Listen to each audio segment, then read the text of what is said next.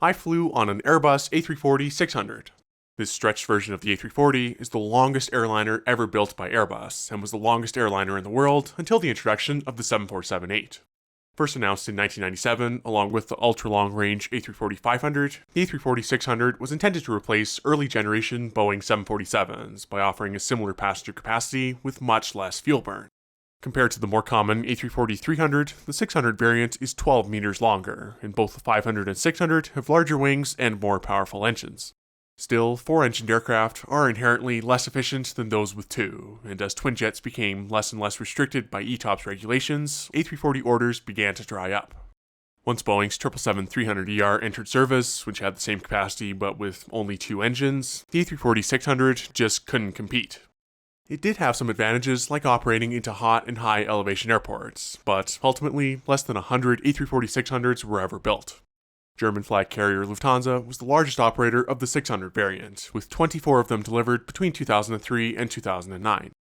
Fast forward to 2020 though, and they and many other airlines swiftly retired their A340-600 fleets.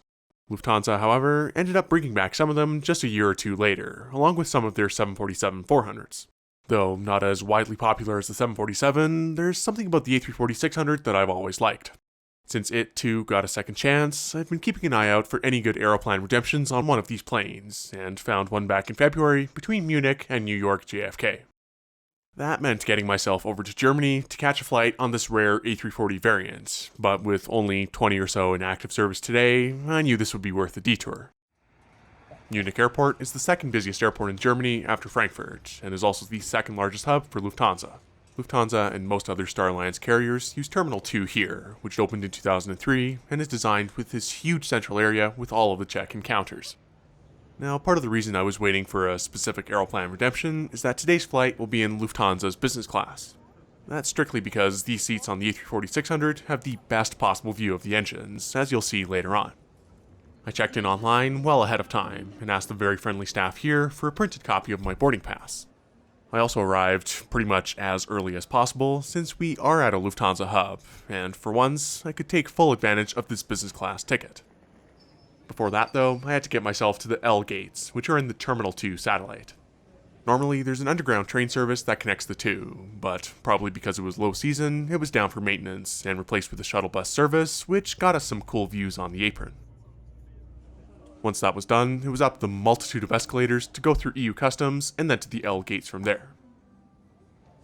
Interestingly, all of the American flights leaving from here had their own specific section of gates and a secondary document check, which also wasn't open just yet. Now, Munich is quite a modern airport as far as European hubs go, and has a very efficient layout in line with newer airport standards.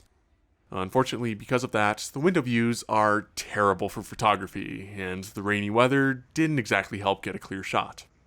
Nevertheless, my A340 for today was soon arriving from Boston, a 20-year-old Airbus A340-600 registered as Delta Alpha India Hotel Foxtrot. This plane was delivered directly to Lufthansa in February 2004, and flew with them for 16 years until being stored in Spain in April 2020. It stayed in storage there for 3 more years, eventually returning to service in October 2023. When Lufthansa originally brought back the A340-600 for summer 2022, only 5 of the 24-plane fleet were returned to service. In 2023, they decided to return a further 5 A340-600s, and this plane was part of that second batch. It's currently the oldest Lufthansa A340-600 of those 10 back flying with them. The fact that these even got a second chance at all is thanks to travel demand rebounding much quicker than expected, and also because these planes were equipped with a first-class cabin. At the time, Lufthansa's 747-8s were the only plane in operation with their first class, and their A350s with first class had yet to be delivered, so this would serve as an interim measure for that market. The next year, for similar reasons involving high demand for long-haul flights, those other 5 A340-600s came back to operate flights mainly out of Frankfurt instead. Having said all that, things do change quickly in this industry, and already there are no more A340-600 flights scheduled after late October 2025, so their return isn't exactly permanent. All the more reason for me to be here. With my A340 now on the ground, there were still a couple hours until we actually departed, so it was about time I grabbed some free food and drink. Lufthansa has a bunch of lounges throughout the different zones of Munich Airport, and this one was near Gate L11 in the non-Schengen area.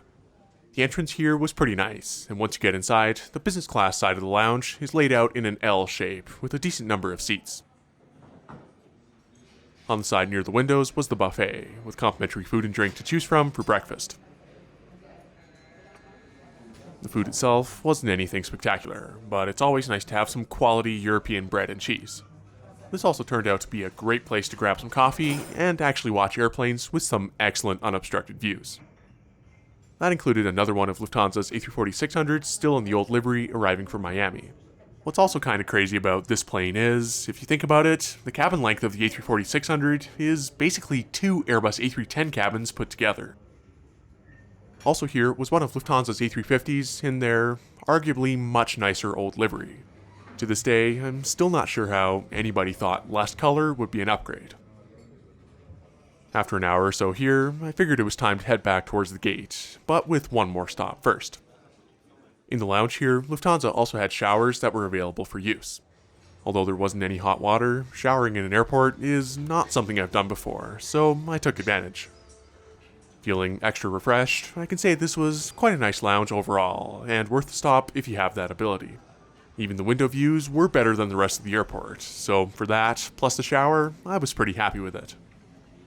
Back towards the gate, the lines had already started forming for these flights going to the US, which were divided into first, business, and economy class.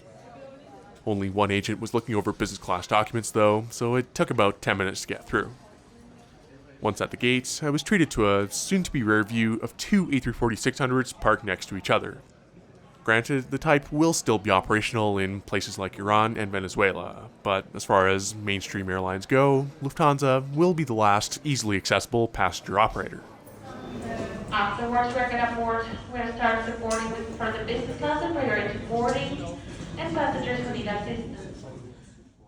With that, let's go fly this rare Airbus across the Atlantic.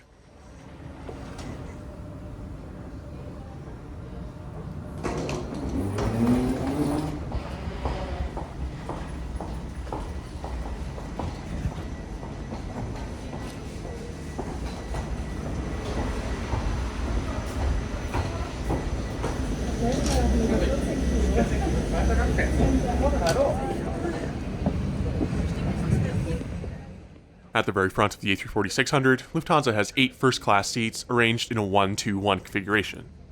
Behind that is the first of 2 business-class cabins, with their older-style seat arranged in a 2-2-2 layout. My seat would be in the last row of this forward cabin in 7K.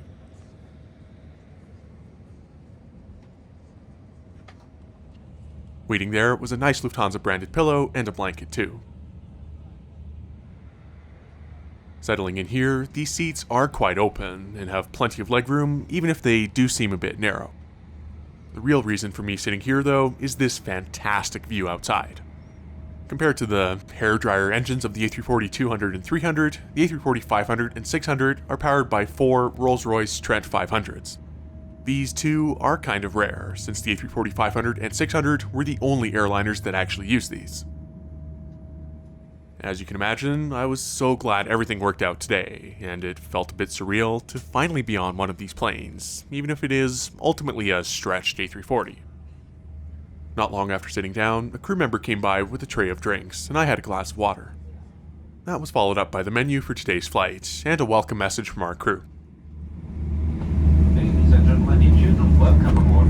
On behalf of the Takeoff, my name is Lutz Nachmann. I'm your captain today on the team travel service from Munich to New York, John City. We have done all. You made it to the airport and already finished the boarding. Nevertheless, we're just waiting for some luggage to be loaded. We waited at the gate for a bit longer while they loaded the rest of those bags, with some action outside in the meantime. That also included one of Lufthansa's Airbus A380s taxiing for departure, another aircraft type that was brought back from storage due to travel demand, and also delays with the 777X. While we waited, the crew played the safety video, which had one portion talking about an area of the plane that I would definitely be visiting later on. This was also followed up with a hot towel service. After about 40 minutes of waiting, we were finally pushing back, so please enjoy this awesome sounding departure from Munich off of runway 26 left.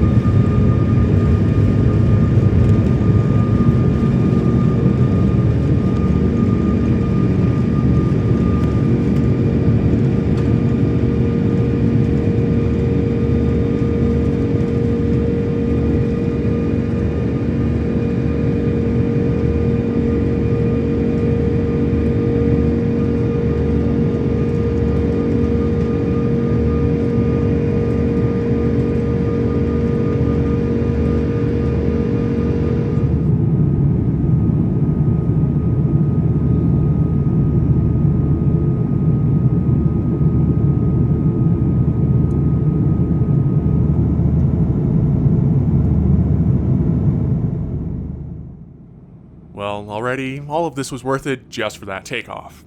Since we're finally on our way, I'll take a closer look around inside. These older style business class seats have an open footrest, along with a coat hook above that. The in-flight entertainment screen is also down there too, and slides over to a more inline position. It can also swivel a bit too. Also around there was the literature pocket, with an air sickness bag, a safety card for the A340-600, and Lufthansa's duty-free catalog, which, again, was tempting me with giving them more money. Below that was another compartment, which had the amenity kit inside, as well as a bottle of water. The amenity kit design is basically a durable drawstring bag, and had a pair of socks, headphone covers, toothbrush and toothpaste, a mint, and some creams. I will give Lufthansa props for reusability on this. The bag is actually a decent size, and it's something I still use to this day. Moving on to the rest of the seat, the controls can be found on the inner armrest, and below that are two USB ports. There are also universal power outlets on the outside between the seats. The tray table also comes out from here, with some effort, folds down across your lap, and can slide too. It can also rotate 90 degrees to get in and out of the seat more easily. Also on the left is the remote for the in-flight entertainment, which uses a touchpad for the cursor instead of a touchscreen since it's a bit too far away to reach. The headrest has a built-in reading light and can also adjust. On the right side was another armrest that can move up and down, and this little compartment for the headphones. Not too long after we took off, the in-flight service started, with a tablecloth, some cashews, and a glass of apple juice. These glasses all had the Lufthansa crane logo on them as well. That was quickly followed up with the meal service, starting with an appetizer of a saddle of veal slices served with celery, nectarine, and tarragon, along with a choice of bread, butter, and a seasonal salad with pomegranate and hazelnut. Now, as a guy who does all of this for the planes and less for the food, I definitely had to go back to the menu and read exactly what all of this was. However, this was a great combination of flavors, and honestly surprised me a bit. I pretty much cleaned that plate straight away. The bread was also warm and soft, and the butter was delicious. I ended up asking for more bread just to make sure I used up all of the butter. The salad was also very tasty too, and was nice and fresh. Fairly quickly, the appetizer was cleared and the main course was brought out, a pan-seared cod with roasted pumpkin stew and a pearl barley risotto with asparagus. Again, great combinations of flavors, and the fish was seasoned perfectly. Dessert was a mascarpone and vanilla mousse with raspberry and citrus, plus a cup of coffee, and was an excellent way to finish off an already great meal. Honestly, a lot of the time, I don't think I'm cultured enough to give a proper food review, other than saying that was tasty, and this was definitely the case today too. Still, this was one of the better meals I've had on an airplane. Once everyone's trays were cleared, the crew came back one more time with some chocolates and a card for ordering items from duty-free. With their touchpad remote, Lufthansa's in-flight entertainment system does take a little bit longer to navigate, but it had a surprisingly large collection of movies, as well as TV shows, music, audiobooks, podcasts, and games. There's also some Lufthansa-specific stuff, and their usual moving map. Now, given that these seats are lie-flat seats, it was worth trying out that feature for a bit, and it takes about 25 seconds for the seat to go fully flat. I've flown in these seats once before when I flew on Lufthansa's 747-400 on the upper deck in 2022. Although the open footwell is nice, these seats feel much more narrow on the Airbuses, so they're not the most comfortable. Immediately after filming that little segment though, the seat controls stopped working entirely, and I had to go ask the cabin crew for help. Fortunately, they were able to manually reset it, which was a huge relief since I did not want to lose that window view. After very cautiously lowering the seat again, only about halfway, I settled in for the rest of the trip. This Lufthansa A340-600 seats 281 passengers in 4 classes. Up front are those 8 first-class seats from before, which are in their own private cabin and look super spacious. Behind that are 2 business-class cabins with a total of 56 seats still in that 2-2-2 configuration. Some of Lufthansa's A340-600s have 2 rows less of business in favor of more premium economy and economy seats. This layout, though, has 28 premium economy seats arranged in 2-3-2, and finally 189 economy seats in the typical 2-4-2 configuration. Now, arguably the coolest part about this plane. First and business class have their own lavatories near their respective cabins, but economy and premium economy have their lavatories downstairs in the cargo hold.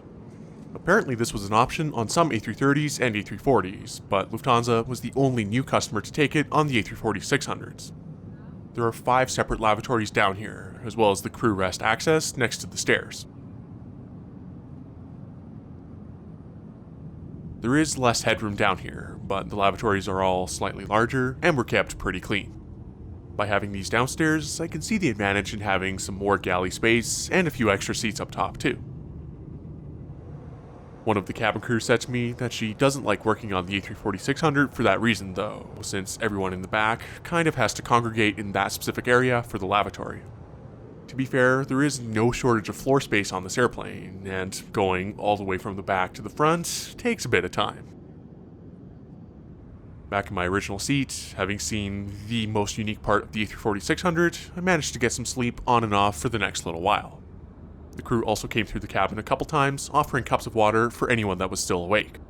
Throughout this, though, I was thinking back to my other flight on the 747-400, and it's pretty clear that I got spoiled on that flight by having nobody next to me. One of the few saving graces of having long legs is that I could just step over my neighbor without waking them up, but it's not super easy to do. The blanket was also nice to have, but the cabin was kept kind of warm, so it was definitely not needed. About 90 minutes before arrival, hot towels and tablecloths were given out again in preparation for the second meal service. It was around this point that we were passing the coast of Nova Scotia, but as is typical of Atlantic Canada in the winter, there wasn't a whole lot that we could see. By now, though, the sun had moved more in front of us and was shining directly into the engines. Eventually, the pre-arrival meal was served, and I chose a tataki of salmon fillet with root vegetables, bergamot, and corn, which also came with a choice of bread or pretzels, and a chocolate mousse with cherry as the dessert. The main course was, again, not something I would normally have, nor am I in the right tax bracket for, but it was phenomenal. The crew also offered me a second piece of bread, which I gladly accepted.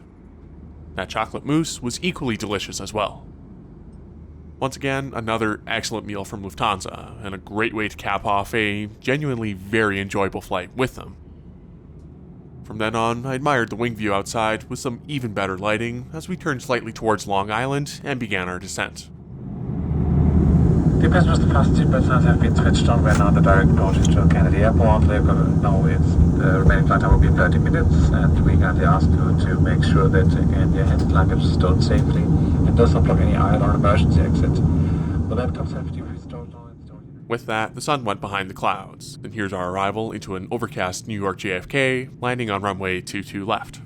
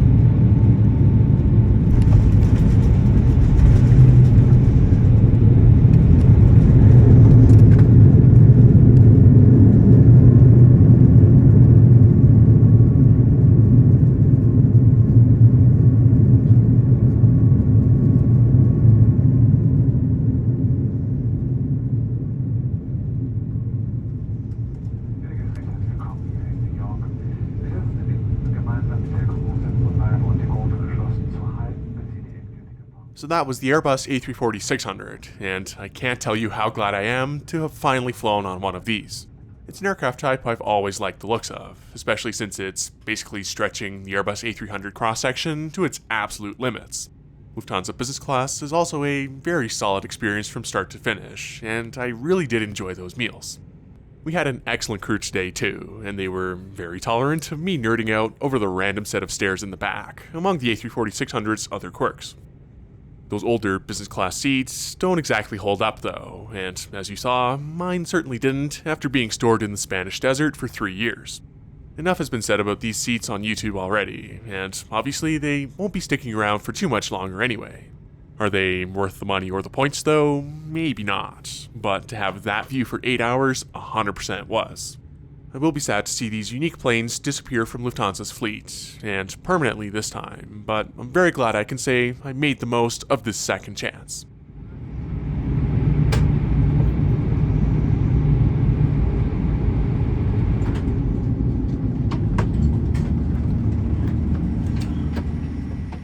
Thanks so much for watching my flight on the Lufthansa A340-600, and I'll see you next time.